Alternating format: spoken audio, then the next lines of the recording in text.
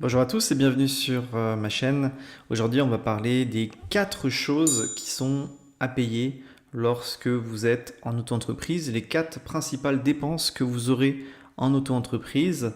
Alors, bien évidemment que les dépenses en auto-entreprise peuvent être variables, mais je ne vais pas tourner autour du pot. Voilà, la dépense numéro 1 que vous aurez en auto-entreprise, c'est les cotisations sociales URSSAF.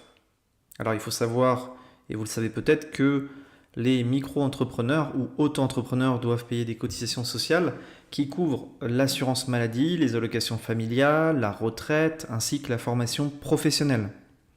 Et le montant, il est calculé en pourcentage du chiffre d'affaires réalisé. Donc pour les personnes qui font des activités commerciales, par exemple de l'achat-revente de marchandises, le taux de cotisation sociale il est à 12,8%, 12,8% du chiffre d'affaires. Et pour les prestataires de services, on est aux alentours de 22%. Après, ça varie régulièrement, pas forcément chaque année, mais il y a généralement des changements de taux de cotisation en fonction des projets de loi et des plans de financement de la sécurité sociale. Mais voilà, si vous êtes prestataire de service, vous aurez aux alentours de 22% de cotisation sociale. Et si vous êtes un commerçant, que vous faites de l'achat-revente de marchandises, vous aurez un taux de cotisation à 12,8%. Seconde chose, eh bien, vous avez l'impôt sur le revenu à payer, donc ça, vous ne pouvez pas y échapper. Et l'impôt sur le revenu, il peut être calculé soit directement sur votre chiffre d'affaires, soit il est intégré sur vos revenus chaque année et il sera imposé au barème progressif de l'impôt en fonction de vos différentes tranches marginales d'imposition. Donc en général, je dirais que la majorité des auto-entrepreneurs sont soumis au barème progressif de l'impôt, c'est-à-dire que leur chiffre d'affaires est imposé après abattement à l'impôt sur le revenu en fonction des différentes tranches marginales d'imposition. Et il y a une minorité d'auto-entrepreneurs qui choisissent l'option du versement libératoire qui permet de payer l'impôt sur le chiffre d'affaires chaque mois ou chaque trimestre. Et donc pour le prélèvement libératoire, on prélève 1% du CA pour les activités de vente, 1,7% pour les services commerciaux et artisanaux et 2,2% pour les professions libérales. D'accord? Donc il y a soit le choix du versement libératoire où vous payez l'impôt chaque mois, chaque trimestre en fonction d'un taux forfaitaire, ou alors vous êtes imposé au barème progressif de l'impôt sur votre déclaration de revenus annuelle au mois d'avril et au mois de mai. Troisième charge qui est moins importante mais qui a le mérite d'exister, c'est la cotisation pour la formation professionnelle. Donc c'est ce qu'on appelle la contribution formation professionnelle, CFP. Et cette CFP est une contribution qui permet aux micro-entrepreneurs de bénéficier du droit à la formation professionnelle. Et elle est également calculée en fonction du chiffre d'affaires.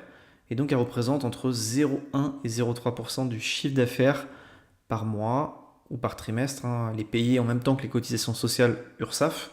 Et elle permet de financer votre droit à la formation professionnelle. Ensuite, dernière charge qui a le mérite d'exister, qui est importante. Alors il y a des exonérations la première année, mais après, tous les micro-entrepreneurs qui font plus de 5 000 euros de chiffre d'affaires sont soumis à cette CFE. La CFE, c'est la cotisation foncière des entreprises.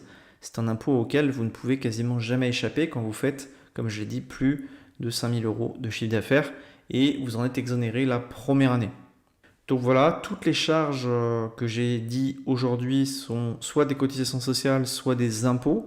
Et c'est des charges que vous devrez payer, c'est-à-dire que vous ne pourrez pas optimiser, vous ne pourrez pas échapper au paiement de ces charges puisqu'elles sont obligatoires.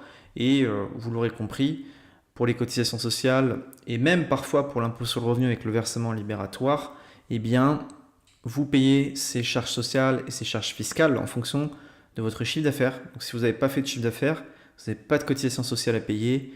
Et pareil, si vous n'avez pas fait de chiffre d'affaires, vous n'avez pas d'impôt à payer.